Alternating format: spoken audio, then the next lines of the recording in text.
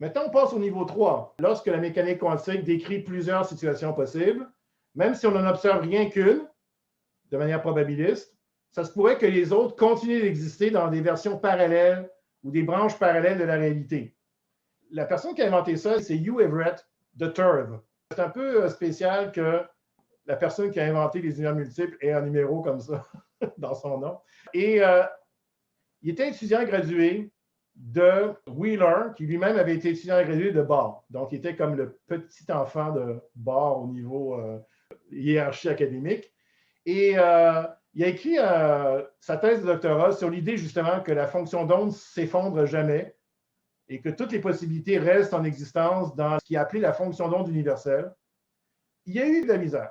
C'est pas qu'on ne voulait pas lui donner son doctorat, mais son superviseur était embarrassé par l'idée qu'il n'y ait pas d'effondrement de la fonction d'onde. Tout le monde disait, ben, toutes les possibilités existent jusqu'au moment où c'est observé. Puis quand c'est observé, toutes les possibilités disparaissent, puis il reste juste une possibilité, c'est celle qu'on observe dans notre univers, puis notre univers, c'est le seul univers. Mais Everett s'est dit, mais non, si la fonction d'onde ne s'effondre jamais, ça marche aussi. Il a écrit sa thèse. Wheeler, au début, il aimait ça. Ensuite, il n'aimait plus ça. Ensuite, Wheeler, il a envoyé sa thèse à Bohr, qui était son superviseur à l'époque, Niels Bohr, le célèbre Niels Bohr. Puis il dit, qu'est-ce que tu penses du petit jeune? Puis là, Bohr a vraiment détesté ça, en disant, non, ça n'a aucun sens ce qu'il dit. Fait que là, ils ont changé 4 fois de titre. Il a fait des versions modifiées. Ils ont envoyé à Bohr. Bohr n'aimait pas ça. En tout cas, finalement, ça a fini par sortir. Le titre de sa thèse, c'était, je ne sais même plus lequel, de sa thèse qu'il a soumis à l'université. Je pense que c'était On the Foundation of Quantum Mechanics. Mais éventuellement, ce qu'il voulait écrire depuis le début, ça a été publié, mais seulement en 1973. Et aujourd'hui, ben, on appelle ça l'interprétation d'Everett. On appelle ça la théorie des mondes multiples. Mais je trouve que la théorie de la fonction d'onde universelle, ça dit ce que c'est. En plus, l'acronyme en français, ça fait T fou. Fait que c'est juste drôle, là. C'est quoi l'interprétation T fou de la réalité? Ben, pour le comprendre, on va parler du chat de Schrödinger. Alors, pauvre chat de Schrödinger, il y a de raison d'être en maudit, d'être mis dans une boîte comme ça avec une chance sur 2 de mourir. Et d'ailleurs, il y a un rêve, le chat de Schrödinger, qu'un jour, il fasse le contraire, qu'il mette le poison du côté du chercheur. Puis vu qu'il n'observe pas le chercheur, c'est le chercheur qui va être une superposition de chercheurs morts et de chercheurs vivants. Si vous ne connaissez pas le site Zug from Betelgeuse sur YouTube, c'est vraiment, c'est un Français qui fait ça, mais c'est fait en anglais, les vidéos. C'est vraiment intéressant ce qu'il fait là, avec des cartoons vraiment drôles, Zug from Betelgeuse. En tout cas, ça pour dire que le pauvre chat, bon, depuis l'époque de Schrödinger, il y a des physiciens qui ont essayé d'être gentils avec le chat, qui ont imaginé des expériences où, au lieu que ça émette du poison ou non, ça émet du lait ou non. Fait que là, à la fin, au lieu d'avoir un chat mort ou un chat vivant, tu as un chat qui a été nourri puis un chat qui n'a été pas nourri dans la boîte. C'est quand même moins cruel que mort ou vivant. Mais en fait, c'est parce que Schrödinger, il a mis le chat juste pour faire spectaculaire, là, parce qu'il était un petit peu découragé de sa propre théorie. Mais honnêtement, y avait-tu vraiment besoin d'avoir un chat? Pensez-y. Ce qu'on veut, c'est que dans la boîte, il y ait 2 états différents qui sont en superposition, 2 états macroscopiques. Fait que lui, il avait pris un chat vivant et un chat mort, mais oubliez le chat, mettons, enlevez le chat, donnez-lui congé, mettez pas le chat dans la boîte, mettez même pas le poison dans la boîte, mettez juste un marteau. Juste un marteau qui est levé de même, puis si dans la prochaine minute, la source se désintègre, ça fait tomber le marteau. Fait qu'au bout d'une minute, vous avez le marteau de Schrödinger. Moi, je trouve que ce serait bien plus cool, le marteau de Schrödinger. Il y a une image sur Internet, quand on cherche marteau de Schrödinger, c'est un marteau ici, c'est marqué hammer, not hammer, mais c'est parce que c'est dans 2 langues différentes, puis dans une langue, marteau, ça se dit not hammer. Mais c'est l'impression que tu as à la fois un marteau et pas de marteau, là. C'est un marteau de Schrödinger, fait que c'est un peu drôle. Mais pour revenir à mon idée, moi, je pense que je vais faire une vidéo un jour, je vais appeler ça le marteau de Schrödinger, puis je vais dire, libérons le chat, là. Dites-vous simplement, vous avez une boîte, puis au bout d'une minute, il y a une superposition. Dans la boîte, le marteau est à la fois levé et baissé.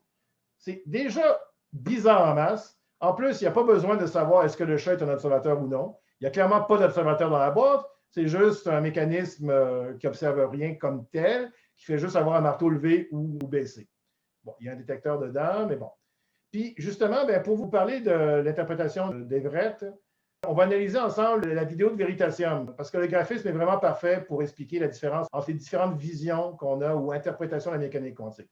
D'abord, s'il n'y avait pas de mécanique quantique, s'il n'y avait pas d'affaires bizarres que les choses peuvent être 2 choses en même temps, c'est qu'une un électron peut passer par deux fentes ou qu'un noyau peut être à la fois désintégré et non désintégré.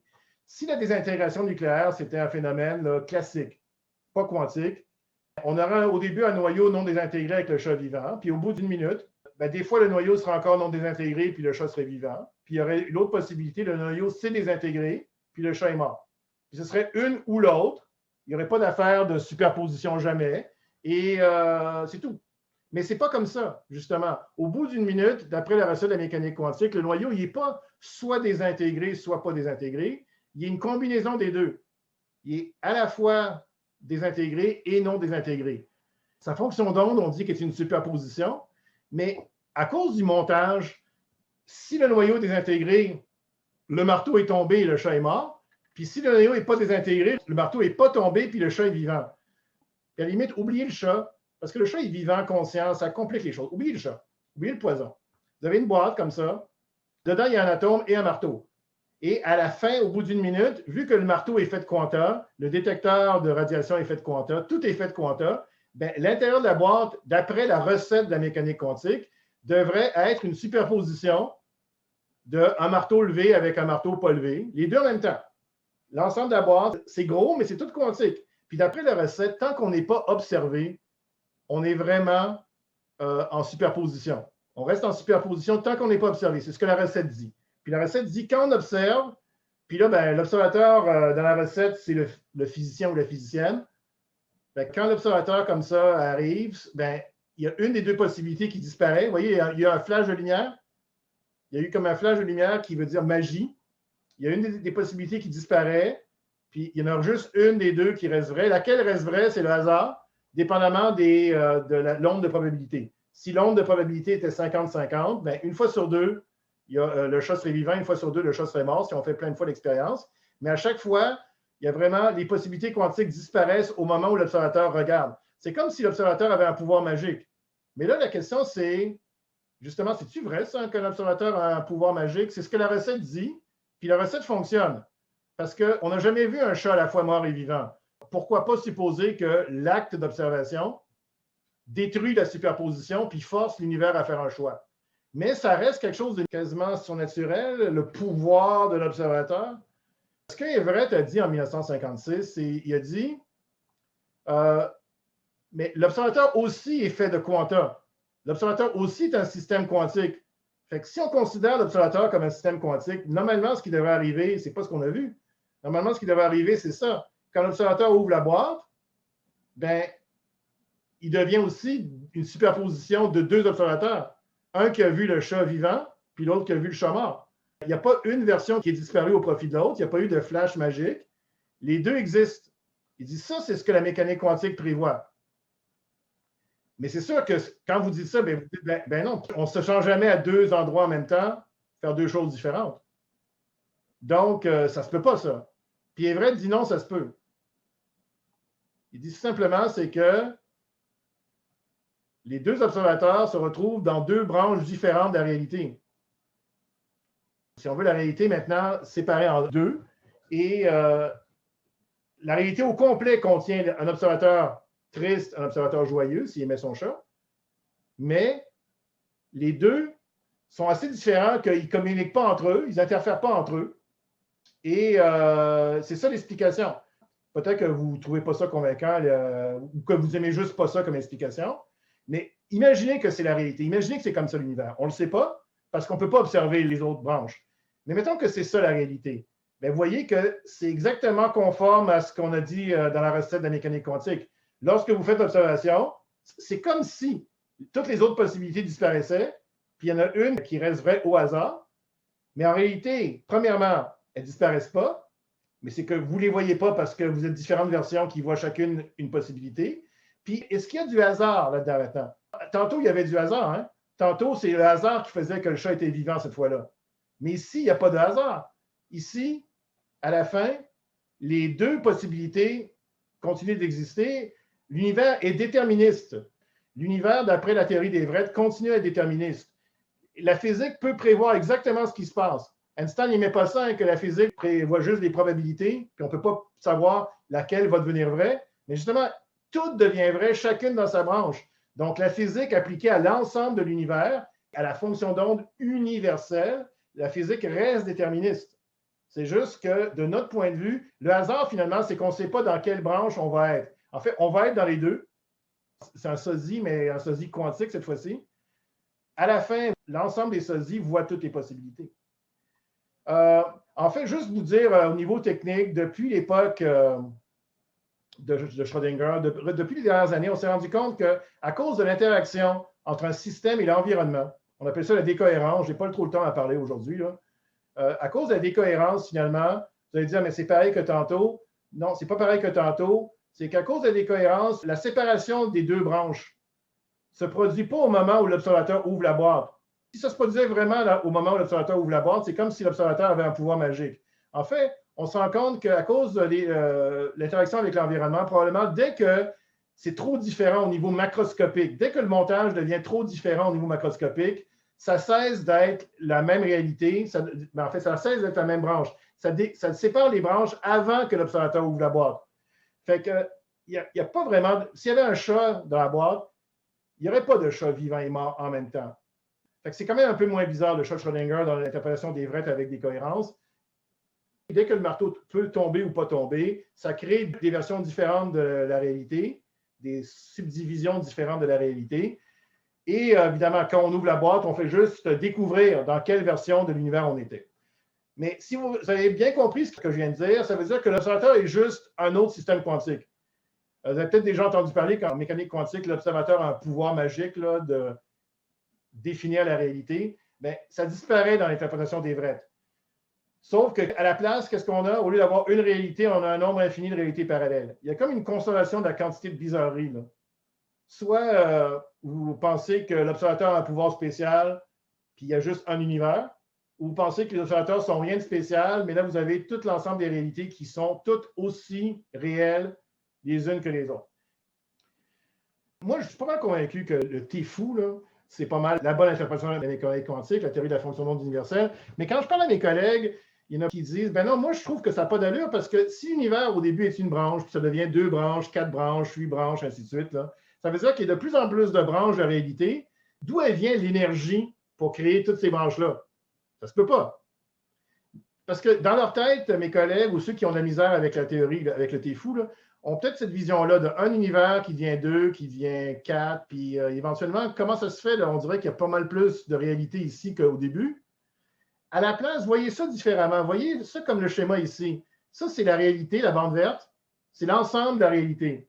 Puis au fur et à mesure, après le Big Bang, au fur et à mesure que ça évolue, différentes possibilités quantiques sont possibles. Puis ça crée des... Appelons pas ça des branches. Je pense que les branches, ce n'est pas un bon mot. On n'aurait pas dû appeler ça des branches. On aurait dû appeler ça des subdivisions de la réalité. La réalité devient de plus en plus subdivisée en différentes possibilités, mais la largeur est toujours la même dans le sens qu'il y a tout le temps la même quantité de réalité. C'est juste qu'au fur et à mesure que les différents phénomènes quantiques séparent les versions des possibilités, chacune de ces versions-là est de plus en plus improbable. Donc, elle a moins de poids, si on veut, dans l'ensemble des réalités. Donc, à la fin de l'expérience, l'univers où le chat est mort, l'univers où le chat est vivant, sont chacun la moitié du poids de l'univers juste quelques minutes avant où le chat était vivant. Donc, d'une certaine manière, la quantité totale de réalité ne change pas, elle est juste de plus en plus subdivisée. Cette image-là, peut-être, peut vous réconcilier davantage avec la théorie de la fonction d'onde universelle. Il y a quelque chose d'intéressant à remarquer, c'est que vous allez dire, OK, bon, mettons qu'on avait déjà le niveau 1, là, où j'avais plein de sosies. Il y en a qui font exactement la même chose que moi, d'autres qui font des choses différentes. Puis maintenant, chaque fois qu'il se passe un phénomène quantique, moi-même, je me sépare un nombre très, très grand de versions parallèles de moi-même. Mais pensez-y, en fait, ce que Tegmark dit, puis il a raison, c'est que le niveau 1 avait déjà tenu compte de toutes les possibilités permises par les lois de la physique. Donc, le niveau 3, est-ce qu'il rajoute des possibilités? Non, il ne rajoute pas des possibilités. N'importe quelle expérience qui a eu lieu, n'importe quelle issue d'expérience qui a eu lieu, s'il n'y avait pas de mécanique quantique, elle aurait eu lieu quelque part ailleurs dans l'ensemble de toutes les possibilités, de toutes les bulles de Hubble. Dans le multivers de niveau 1, nos sosies qui sont presque pareils que nous sont très loin dans le même espace-temps. Mais dans le niveau 3, nos sosies sont au même endroit dans l'espace-temps, mais dans des versions parallèles. On appelle ça l'espace d'Hilbert en mécanique quantique. L'espace d'Hilbert, c'est un espace à un nombre quasiment infini de dimensions qui permet à des versions différentes de la fonction d'onde de coexister en même temps au même endroit de l'espace 3 dimensions. Fait que finalement, si vous avez déjà accepté le multivers de niveau 1 comme étant une possibilité plausible, ben, vous ne devriez pas être en train de capoter plus à cause que l'univers se sépare de manière quantique. Ça revient au même. Ça fait les mêmes possibilités. Mais justement, la question intéressante à se demander, mais c'est quoi ces possibilités-là? C'est sûr qu'on aurait tendance à toujours focusser sur des affaires bizarres, des possibilités où, je ne sais pas, je gagne à la loterie 100 fois de suite, puis je deviens la personne la plus riche au monde. Ben oui, quelque part dans un multivers infini, il faut que ça arrive. Mais les choses plus terre à terre, puis même plates un peu, vous savez qu'il y a des mutations. Des fois, on peut attraper le cancer avec, mettons, des rayons ultraviolets. Mettons, Robert Bourassa, notre ancien premier ministre, est mort du cancer de la peau. Bon. C'est qu'à un moment donné, dans sa jeunesse, probablement, il y a un photon ultraviolet qui a frappé un endroit dans une molécule d'ADN sur sa peau. Ça a créé un défaut dans la molécule, puis ça a créé comme ça des cellules légèrement différentes qui sont devenues cancéreuses, puis éventuellement, il y en est mort. Ça a pris du temps, là. Ça prend beaucoup de temps à évoluer, le cancer de la peau, mais éventuellement, on en meurt. À cause de ce qu'on vient de voir en mécanique quantique, le photon, avant d'arriver sur la peau de Robert Bourassa, il était une onde qui était partout autour du Soleil, probablement. Le photon, quand il est arrivé sur Terre, il était une onde qui faisait le tour du Soleil. Il était dans toutes les directions en même temps. Puis tout d'un coup, dans cette version de la réalité, il interagit avec l'ADN au mauvais endroit pour créer une mutation. Mais dans une version légèrement différente du multivers quantique ou du multivers cosmologique, il a frappé ailleurs, puis il n'y a pas eu de mutation. Il y a beaucoup de gens qui meurent, des enfants qui meurent de cancer, qui se déclarent comme ça. Bon, des fois, c'est génétique. Mais des fois, c'est que la cellule de leur mère a eu une mutation pendant la gestation ou même quand elle était ovule, puis ça a créé comme ça une mutation chez l'enfant. Ces mutations-là sont quantiques. Des fois, même spontanément, l'ADN, quand il se reproduit, il peut y avoir des erreurs dues au flou quantique. Mais le flou quantique est aléatoire. Donc, naturellement, imaginez que depuis le début de l'humanité, les mutations sont au hasard comme ça, dans toutes les variations possibles de la réalité. Bien, ce n'est pas les mêmes personnes qui meurent du cancer dans les différentes versions de l'univers. Juste ça, c'est assez pour avoir toutes les histoires possibles de l'humanité.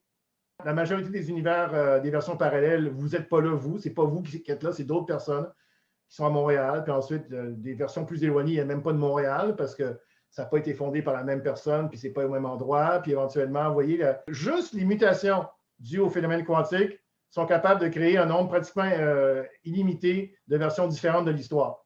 Puis récemment, je ne sais pas si vous avez entendu parler de ça, c'est une des apps les plus populaires sur l'App Store. Universe Splitter. Vous pouvez, pour 1,99 $, avoir un petit logiciel comme ça, que quand vous avez une décision à prendre, est-ce que je devrais accepter ce nouvel emploi ou non? Est-ce que je devrais étudier ou sortir ce soir? Vous posez la question dans Universe Splitter, puis vous appuyez sur un bouton. Quand vous appuyez sur un bouton, l'app envoie un signal à un montage quantique quelque part en Suisse qui crée des photons de manière aléatoire, puis ensuite qui mesure s'ils sont polarisés horizontalement ou verticalement. Il y a une chance sur deux. C'est vraiment un phénomène quantique. On ne peut pas le prévoir à l'avance. Puis ça vous dit laquelle des choses faire. Donc, si vous croyez à l'interprétation de Everett, ça veut dire que vous venez de créer deux embranchements d'univers. Dans un, vous avez fait une chose, dans l'autre, vous avez fait l'autre. Puis c'est clair que c'est un phénomène quantique.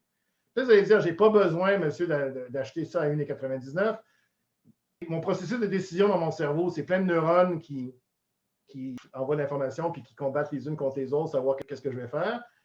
Qui me dit qu'il n'y a pas déjà un flou quantique qui s'amplifie dans mon cerveau, puis que quand je suis sur le bord de prendre une décision, ça aurait pu vraiment tomber d'un bord ou de l'autre, puis que c'est juste le hasard quantique qui a fait ça. Ça se peut. Ça se peut que notre comportement de base soit déjà différent juste avec les variations quantiques. Mais si vous voulez être sûr, vous pouvez payer 1,99 $. Ce n'est pas une joke, ça a été vérifié. L'application communique vraiment avec un serveur en Suisse qui a un splitter quantique, là. Fait que c'est complètement hallucinant que ça existe, puis ça exploite, si on veut, là, de manière un peu humoristique, l'interprétation des vrais de la mécanique quantique. Bon, il y a un sujet que si vous cherchez sur les mondes parallèles, les mondes multiples, puis l'univers infini, vous allez rapidement tomber dessus. Le suicide quantique, puis l'immortalité quantique. C'est deux idées qui sont reliées. Je vais surtout parler d'immortalité quantique en premier. Il y a du monde qui dit, si toutes les versions possibles de l'univers existent, bien, il y a toujours des versions dans lesquelles je suis vivant. Je ne mourrai jamais. Personnellement, je ne mourrai jamais parce qu'à chaque moment de ma vie, je vais avoir une certaine probabilité de mourir, une certaine probabilité de rester vivant. Mais dans les versions de l'univers où je meurs, je cesse d'exister. Mettons que vous ne croyez pas à la vie après la mort. Vous cessez d'exister, donc vous restez conscient seulement dans les versions où vous existez. Ça veut dire que tout le monde va finir par être la personne la plus vieille sur Terre, voir tous ses amis mourir. Il y a une histoire de science-fiction complètement fantastique là-dessus, une histoire courte, juste une dizaine de pages, Divided by Infinity de Robert Charles Wilson. C'est un livre de l'an 2000. Il y a plein d'histoires vraiment cool dedans. C'est un Canadien anglais, c'est des histoires de science-fiction qui se passent à Toronto habituellement. Mais Divided by Infinity, c'est l'histoire de quelqu'un qui sa femme est morte, il est déprimé, puis à un moment donné, un jour, il passe proche de se faire écraser par une voiture, mais au dernier moment, la voiture dévie de manière vraiment bizarre. Puis ensuite, il devient suicidaire, il prend des pilules pour mourir, mais ça ne marche jamais. Puis éventuellement, il se rend compte que c'est à cause de la mécanique quantique, qu'il ne peut pas mourir parce qu'il meurt tout le temps dans plein de versions, dans plein de subdivisions de la réalité, mais dans certaines subdivisions, il reste toujours en vie, puis c'est les seules subdivisions dont il est conscient. Vous allez dire, oui, mais éventuellement, si tu veux vraiment te suicider, la nature ne pourra pas t'empêcher. C'est incroyable les idées qu'il y a là-dedans pour essayer de faire en sorte que le personnage ne meure jamais. Là. Je ne vous vends pas le punch, là. C'est vraiment, vraiment flyé. Vous allez dire, oui, mais là, globalement, c'est terrible, ça. Ça veut dire qu'on pourrait passer les dernières branches où on va être vivant, ça va être des branches où on va être dans un lit d'hôpital à mourir, mais on ne mourra jamais parce qu'il y a toujours une probabilité le lendemain qu'on soit encore en vie. C'est pas évident. Cet argument-là de comment on peut combiner la mort avec la mécanique quantique, il y a aussi une version du suicide quantique.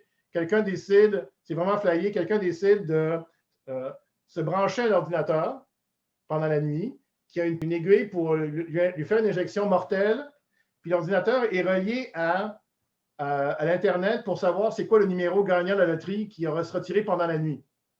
Fait il prend un billet de loterie, la personne, il dit à l'ordinateur, voici mon numéro, puis il programme l'ordinateur, si ce n'est pas mon numéro qui sort, tu m'injectes, puis je meurs sans douleur pendant la nuit. Alors devinez quoi, le lendemain matin, il se réveille, puis il a gagné la loterie. Pourquoi? Parce que dans toutes les versions d'univers où il n'a pas gagné, il est mort. Essayez-le pas, là.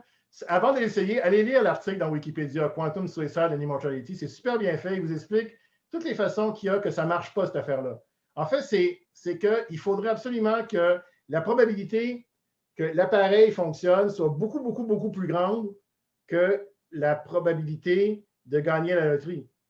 Parce que sinon, si l'appareil est légèrement pas fiable, puis des fois fait des erreurs, vous avez plus de chances de vous réveiller à moitié handicapé, à moitié empoisonné le lendemain. Ça marche aussi pour le suicide régulier. Hein. Si vous dites, je vais aller me suicider, mais c'est super horrible parce que si c'est vrai cette affaire-là, dans toutes les versions où vous avez réussi votre suicide, vous n'êtes plus là pour être conscient. Puis vous vous réveillez nécessairement que vous avez raté votre suicide puis vous êtes à moitié magané parce que vous avez fait. Fait que ça peut être terrifiant aussi. Je ne veux pas vous faire peur avec ça parce que c'est très, très, très hypothétique tout ça. Mais si vous n'aimez pas ça, la théorie de la fonction d'onde universelle, c'est quoi les alternatives? Hugh Everett, là, il s'est tellement fait chier par ses superviseurs avec sa thèse de doctorat qu'il a quitté le monde académique puis il est allé travailler pour l'armée. Puis voici un certificat qu'il a eu là, de l'armée là, quand il s'est inscrit comme ça pour des cours pour les tests de bombes nucléaires. Fait que lui, il a dit, moi, je ne veux plus rien savoir de la mécanique quantique parce que personne n'aime mon idée. Au début, ça a été très, très mal reçu, son idée, mais aujourd'hui, c'est rendu relativement populaire parce que considérez les alternatives. Imaginez, c'est quoi les alternatives si vous vous dites, non, moi, j'aime pas ça que toutes les versions possibles de la réalité restent en existence. Si vous voulez qu'il y ait juste une version qui survive, il faut trouver une explication pourquoi il y a une version qui survit. La recette dit c'est l'observateur. En fait, ça prend un observateur, soit un observateur conscient, ou à la limite un observateur comme un détecteur assez gros que les effets quantiques ne marchent pas dessus. Dans la recette ordinaire, où il y a juste une possibilité qui survit, ça prend quasiment l'existence déjà d'un monde classique qui observe le monde quantique puis qui force le monde quantique à faire un choix. Puis John Bell, qui était un des pionniers de toutes sortes d'affaires cool en mécanique quantique, incluant Alice et Bob et l'intrication quantique, ben John Bell lui avait fait un dessin à un moment donné, c'est super laid comme dessin, c'était dans une acétate pendant une conférence. Là. On a retrouvé l'acétate puis on l'a scanné, là, fait que c'est vraiment laid, mais ça montre que quand vous avez un phénomène quantique, on sait que l'électron passe par les deux fentes, donc on sait que le début est une superposition. Mais éventuellement, on voit par exemple des points sur l'écran qui ne sont pas une superposition, qui sont des choses qui sont vraiment arrivées. Donc, c'est où le passage du quantique au classique, si on veut? Le problème, c'est que vous allez dire, c'est sûrement au moment où l'électron frappe l'écran qu'il est forcé de faire un choix. C'est ce qu'on avait vu au dernier cours, l'explication un peu ordinaire. Mais Bell, il dit, l'écran, il est fait de quanta. Donc, pourquoi l'écran, on ne peut pas le traiter comme faisant partie du phénomène quantique? À ce moment-là, l'écran devient flou, puis c'est quand l'œil regarde l'écran que l'écran est forcé de faire un choix. Mais l'œil est fait aussi d'atomes puis de quanta. Pourquoi l'œil, on ne peut pas le considérer à l'intérieur du système quantique? Donc là, c'est quoi? C'est le cerveau qui, en observant les signaux de l'œil, c'est ça l'observation? Mais le cerveau lui-même est fait de matière, est fait de quanta. Donc, rendu là, est-ce que ça prend comme un esprit en dehors de la physique pour créer l'effondrement de la fonction d'onde? Fait que ces questions-là qui sont fascinantes, mais disparaissent dans l'interprétation de Everett parce qu'il n'y a pas vraiment d'effondrement. Tout reste réel, c'est juste que l'observateur lui-même se sépare en différentes versions. C'est pour ça qu'on ne voit pas l'ensemble de la réalité. Mais il y a une autre possibilité que vous avez peut-être déjà entendu parler, c'est ce qui a rendu la mécanique quantique tellement populaire chez les gens un petit peu flyés de type nouvel âge. C'est que quand on se fait dire que la recette de la mécanique quantique implique que l'observateur crée l'effondrement de la fonction d'onde, toutes les possibilités existaient, puis à cause que ça a été observé, une possibilité est devenue vraie, puis les autres ont disparu.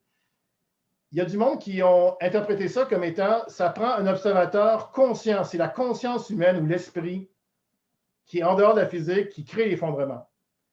Et là, si l'esprit crée l'effondrement, bien, ça donne un rôle à l'esprit dans l'univers. Ça remet l'esprit humain ou l'âme, quasiment l'âme, a un rôle à jouer en mécanique quantique. Alors, tout de suite, quand on entend parler de l'interprétation que l'effondrement est créé par la conscience, l'objection qu'on peut donner, peut-être que vous y pensez en ce moment, c'est oui, mais quand l'univers a commencé, pendant des milliards d'années, il n'y avait pas de vie dans l'univers. Éventuellement, les premières formes de vie sont apparues, puis la conscience, ça a pris encore plus de temps. Sur Terre, la conscience existe. Il n'y a sûrement pas d'animaux conscients avant 200-300 millions d'années dans le passé, peut-être juste plus récemment de la vraie conscience. Imaginez d'autres planètes peut-être un petit peu avant, mais qu'est-ce qui arrive à tous les débuts de l'univers où il n'y avait aucun être conscient? Il ne peut pas avoir été observé, donc il n'existait pas? Ben non, Wheeler a une théorie qui est complètement capotée qui dit que l'univers a commencé, vu qu'il n'y avait pas d'observateur, l'univers essayait toutes les possibilités. Donc l'univers, c'était une superposition dans la fonction d'onde de toutes les possibilités. Dans une des subdivisions est apparu un être conscient, puis l'être conscient, en observant son existence, a rétroactivement, dans le passé, fait effondrer tout l'univers, fait effondrer toute l'histoire qui menait du Big Bang jusqu'à lui. Il l'a rendu réel au détriment de toutes les histoires possibles parallèles. Stephen Hawking, le physicien en chaise roulante aussi, avait cette vision-là de mécanique quantique, qu'éventuellement, le premier observateur qui est apparu dans l'univers a rendu une possibilité réelle au détriment des autres. Alors, c'est cool, ça nous valorise en tant qu'observateur. On dit, hey, on a un rôle à jouer dans l'univers.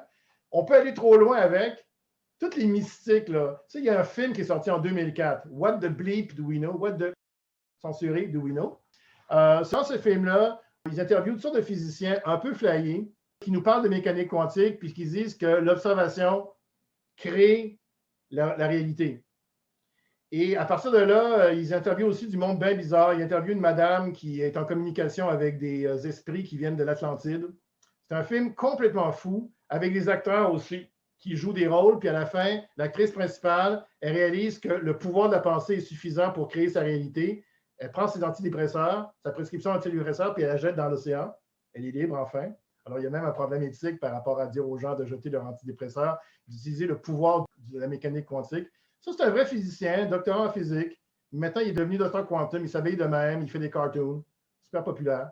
Dans cette hypothèse-là, on est passé que ça prend un observateur conscient pour qu'il y ait une possibilité qui devienne vraie au détriment des autres, à l'observateur conscient n'est pas juste là pour forcer qu'il y ait un choix, il est capable d'influencer, de contrôler le choix. Ça, la mécanique quantique n'a jamais dit ça.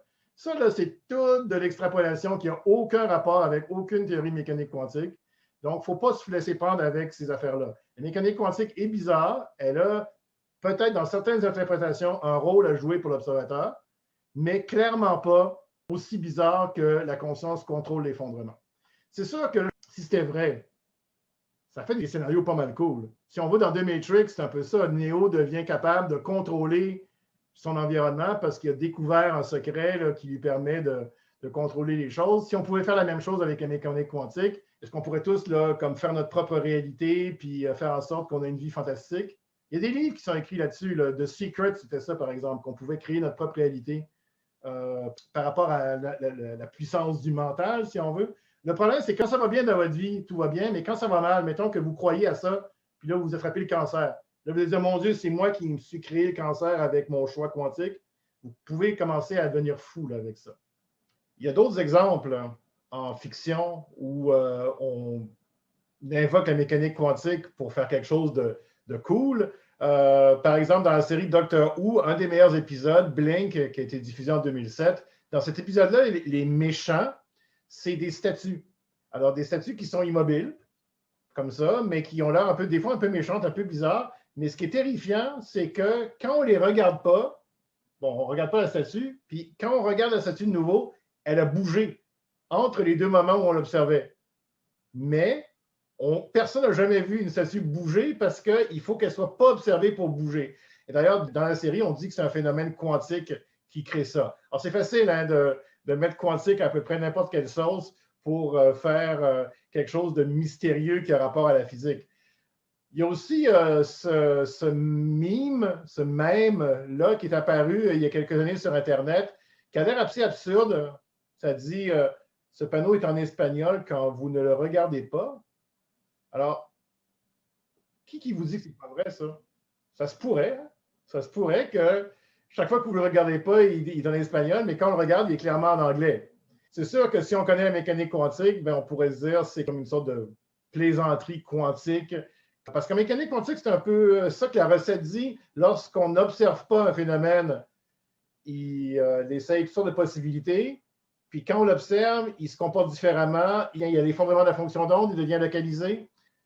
Est-ce qu'on est en science quand on est en train de parler de ça? C'est débattable parce que la science est supposée expliquer ou essayer de modéliser ce qu'on observe. Alors, ce qu'on n'observe pas, donc qu'est-ce qui se passe quand on n'observe pas, ou bien carrément, est-ce qu'il y a d'autres branches ou subdivisions de la réalité qu'on n'observe pas? Ce n'est pas techniquement du domaine de la science. En fait, ce dont on a parlé, c'est plutôt ce qu'on appelle l'interprétation de la mécanique quantique. Donc, la mécanique quantique, il y a une recette qui fonctionne, qui dit quand vous n'observez pas quelque chose, supposez qu'il peut être délocalisé et faire différentes choses. Puis quand vous l'observez, une des possibilités va être vraie, puis ça dépend de nombre de probabilités.